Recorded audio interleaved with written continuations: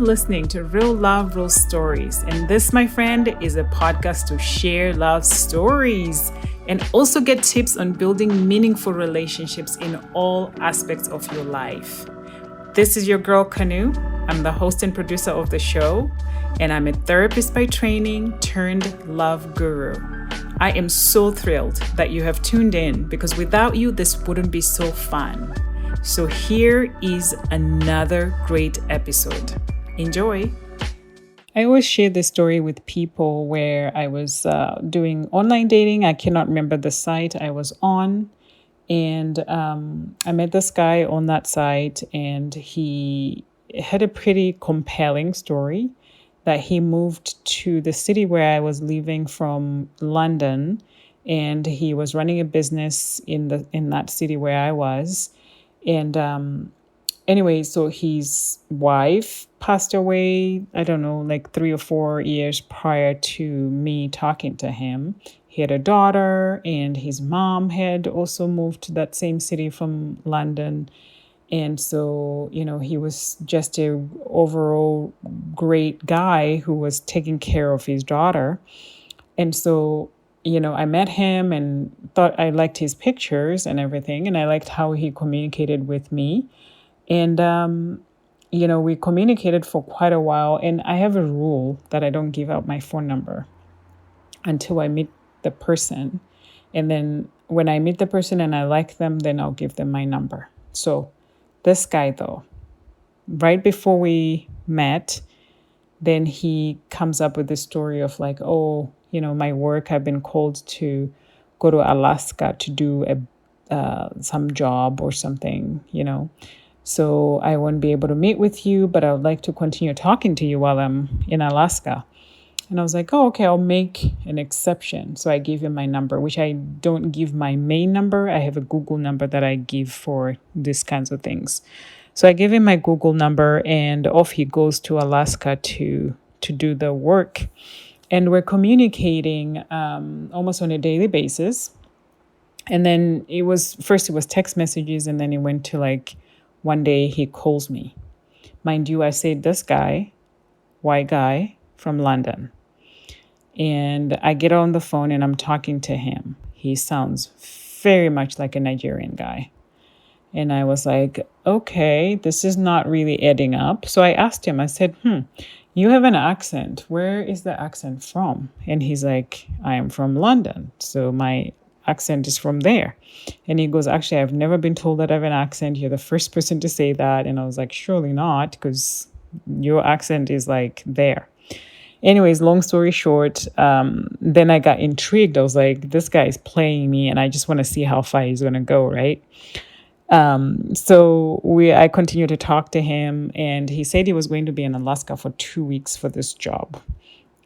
So as we're getting closer to the end of the 2 weeks, then his narrative started changing. So he says, mind you, I said his mom lives in the city where I was, and his daughter, who I think was about 10-ish at the time. And he has a company. That means he's got employees. And so now commences his scam. So he says to me, he goes, I'm in Alaska, and I'm on this oil rig, and the service here is not all that great. So can you do me a favor? Can I send you my email address and password so you can open my email and then send me the invoice for this job that I'm doing so I can send it to them so they can pay me since my contract is coming to an end? And then I was like, what? Like, why do you trust me? We've never met. We've just been communicating on my Google phone, and now you trust me to open your email and send you the invoice? Like, what is this? So I was like, no, I'm not going to do that. Like, you have your mom and your daughter, even at 10 years old, they can do that. And you said you have employees. Why can't you send it to one of them to do that for you? And so, I was like, no, and I said, don't do this. Like, this is not cool. Like, I knew you were a fraudster from the beginning, and yeah, like, stop it, So anyways, then that ended there. He did reach out to me a couple weeks later just to say Happy Easter, which was like random and weird, but whatever. I called him out on it, and then off he went, probably to find his next victim, right? So, yeah, so these people are so smart. They try to gain your trust, and they always tell you they're not in the area where you are, so they can buy time and then, gain your trust. And then when they ask you these things, hopefully they think you have already fallen in love with them, and then you will do whatever they're asking you without even thinking, because you're like, oh my God, I want to help my partner. So anyways, I shared this because today we're talking about some 3 steps that you should be aware of where these scammers would use you to get money from you. But first, did you know that romance fraud is a leading category on the Federal Trade Commission? According to a recent report on the Federal Trade Commission, beginning quotes, online dating can be a great way to find lasting love or even your next fling. But reports to the Federal Trade Commission suggest it creates opportunities for scammers. In the past 5 years, people have reported losing a staggering $1.3 billion to romance scams, more than any other Trade Commission fraud category, end quotes. I mean, $1.3 billion. That is a lot of money, honestly. And these scammers are getting smarter and smarter and smarter. So they will make their story so compelling that you will send money, or you will do whatever they're asking without even thinking, because you're thinking, I'm in love with this person, right? So in Canada, romance scams cost Canadians more than $50 million last year in 2021, surpassing all other forms of fraud in terms of money lost. And this is according to the Canadian Anti-Fraud Center. So you guys, this is big, right? Like, this is so big. So if you are listening to this, maybe you're in a relationship and you won't be affected by this. Think about that single person that is in your life.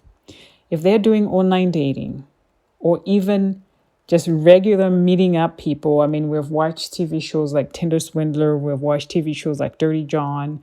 And even this new one, not new one, but new on Netflix, but old story, the Manti Te'o story.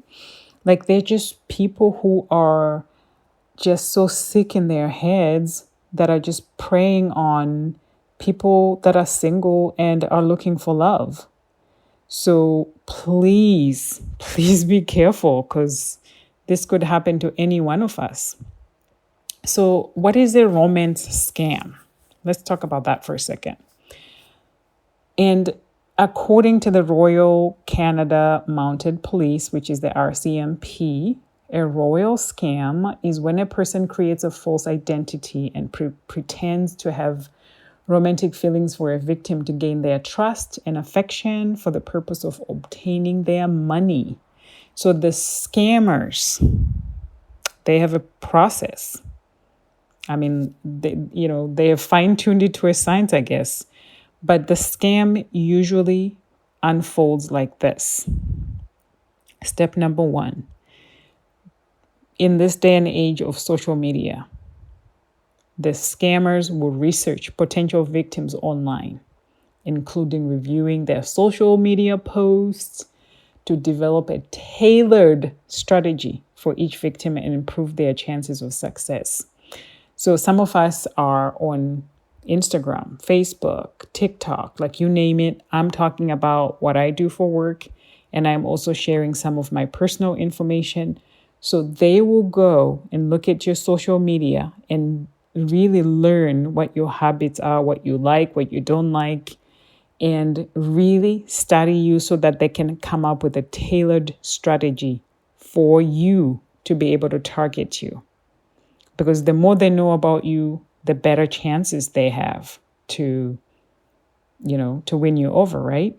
So that's step 1. So step 2, these scammers, after developing an online relationship and gaining the victim's trust, the scammers usually fake a scenario where they need quick money, such as a crisis or an investment opportunity. So I just shared the story that this guy who supposedly lived in the same city as I did went to Alaska to do this job. Now he's like, I'm on this ship and there's no Wi-Fi and I don't have anybody to ask to access my email, and you're the person I trust. Can you do that for me? That is that was his thing, that he looked at my face on a picture somewhere and thought this woman is going to buy this story. So they will come up with a fake scenario. Now, sometimes they say, I am a doctor, Doctors Without Borders. They go outside the country and help some remote village somewhere. And they will contact you and go, I need more money to finish this project so I can come home and be with you. I've heard people that have gone to their churches and do fundraising for these people to raise money to help finish the fake project that they're talking about. So these people are getting smarter and smarter, and we just have to be smart as well. So like I said, after developing that relationship with you and gaining trust with that person, then they will fake a scenario.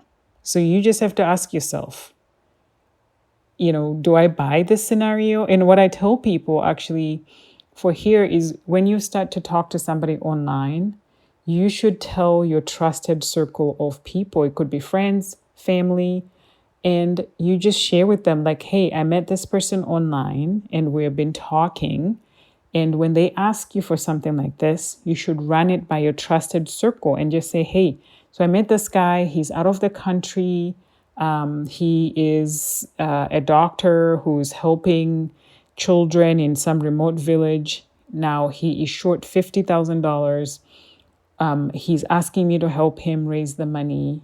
Do you think that's okay? Even with you saying it to somebody else, you'd be able to hear yourself and go, this is not right. But even better, your friends, your trusted circle will tell you, don't do it.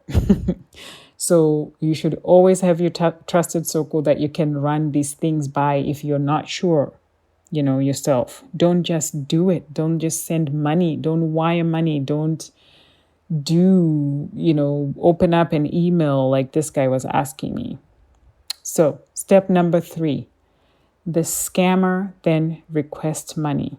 Sometimes it's cryptocurrency, sometimes it's gifts, gift card or something. Or sometimes they'll tell you, oh, I have an investment for you. Let's do this investment together and then we can start making money and we can have this big wedding and live happily ever after. They will concoct a story that you will buy, and you won't even think about it because it's like, that's what I need. So they will request money from you. And they might also send you money sometimes. I've heard in some cases where they send money to the victim. And this is so that they can build further trust. And then they will use you, the victim, to do whatever the money scheme that they're trying to do. So I have shared with you 3 steps. So please, please, please, please be on the lookout. So some things to remember. Nobody legit will ever ask you to help by sending money or giving gift cards or wiring money. Anyone who does is a scammer, especially if you've not met them. I say, if you meet somebody online, try to do a reverse image search of a profile picture. Sometimes you will find out more information, and even just research that person's name and last name, first name and last name, and see what comes up. I always tell this story too, where I met a guy a few years ago and ended up putting his name in Google, and then it came back. Actually, what came up was a website, which was a wedding registry. So I'm going, what is this? You're trying to date, but it looks like you got married 2 months ago. What's going on here? So this happens, especially with men that travel, for work. They go to different cities. he might be bored and just create a profile and meet a woman like he met me. And then, lucky for me, I researched it and found out that he was lying. So be sure to do either a reverse image search or just a flat out search online for if you have the first and last name. And please never send money to anyone you haven't met in person. And also don't take their investment advice. Now, I have a friend, and by the way, I have permission to share this story, and I'm not going to use his name, but I have a friend who met a woman online from an African country, and my friend lives in the US, and met with this woman. They connected and, really liked each other. So he flew from the US to that African country and met this woman, spent some time with her, maybe a couple weeks, I don't remember exactly. They got to know each other, like each other, and realized they like each other. So he put a ring on it while he was there. So they got engaged. And then he came back to the US. Now, the idea was for her to start applying for a visa to come to the US so they can be together. So the woman, not really sure of the details why, but then they ended up talking, and she told him that she needed to, she had a project. She wanted to do something to her house, whether it's renovating it or adding on to the house, I'm not sure. And she needed to do that before she left to come join him, and she needed the cash to do it. So my friend ended up sending an upwards of $20,000 to help this woman with this project. And from what I hear, this project is not even done. And by the way, this was 4 years ago. And I know that COVID happened in the middle there, and so maybe the delay of getting a visa, I don't know. But to me, this does not look good. $20,000 later. They're engaged, all right? But somehow I hear a lot of the dog ate my homework excuse of not getting a visa to come and be with him. So I hope this ends well, but I also hope that this is not one of those stories where this will be yet another case of romance fraud. So some common lies or fake stories that I hear from people. I shared with you that this guy was like, I'm on an oil rig in Alaska. And as a matter of fact, in February 2019, I did a story where I shared online dating, the good, the bad, and the ugly. So you can listen to that episode and hear that story in depth. And also the guest that I had on that show that day was also sharing her experiences with that. So they always say, I'm on an oil rig. And then sometimes they say, I'm in the military. Sometimes they say I'm working as a doctor with an international organization, or I'm on a mission trip. I need money to finish my project. So, just be aware. And sometimes they may even ask you to buy plane tickets or other travel expenses, surgery or medical. So many pay my gambling debt, like that has legit happened to other people. So, in the next episode coming up, I will be talking about the famous story, which is the king of all frauds, Tinder swindler. I will be sharing a little bit about that and sharing some tips to keep in mind while you're doing online dating. So hopefully today's episode was helpful to you. Share it with somebody who's single so that they don't get to be one of these statistics about these romance scams. So I wish you all love. Love always.